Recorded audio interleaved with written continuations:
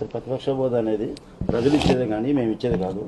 అసెంబ్లీకి 60 రాకపోతే ఇలాగ మేము సభ్యులు తొలగిస్తాం. ఎంతమంది సభ్యులు ఉన్నారని కాదు, జగన్ గారు వస్తాను ఎంతమంది సభ్యులు ఉన్నారని కాదు, ప్రతిపక్ష పార్టీగా మన ప్రజల పక్షాన్ని నిలబడి పోరాటం చేయడానికి చట్టసభల్లోకి పోవడానికి ఎప్పుడైనా శాసనసభ్యులకు కానీ పార్లమెంట్ సభ్యులకు కానీ అధికారం ఉంటుంది. కానీ మీరు వ్యవహరించే తీరు ప్రతిపక్ష హోదా ఇవ్వకుండా ఆయన అవమానపరిచే విధంగా మీరు ఇచ్చేస్తున్నారు. కాబట్టి ఈరోజు మళ్ళా ఈ రాష్ట్రంలో ఇన్ని సమస్యలు ఉన్నాయి కాబట్టి ఇప్పుడు తప్పకుండా పోయి ప్రశ్నించాలి అని ఆ నిర్ణయం తీసుకోవడం జరిగింది. కాబట్టి ఎవరికో భయపడో తోకముడిచో కార్యక్రమం కానే కాదు.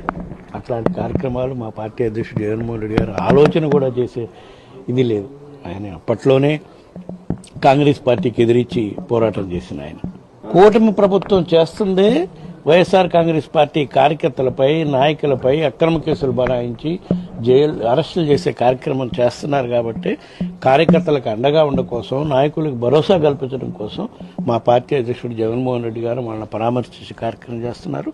రాబోయే రోజుల్లో వాళ్ళు ఎన్ని అక్రమ కేసులు పెట్టినా కూడా న్యాయ పోరాటం చేస్తాం. ప్రతి ఒక్క కార్యకర్తకి నాయకుడికి మా పార్టీ అధ్యక్షుడు జగన్మోహన్ రెడ్డి గారు అండగా నిలబడతారని చెప్పి ఈ సందర్భంగా తెలియజేసుకుంటాం.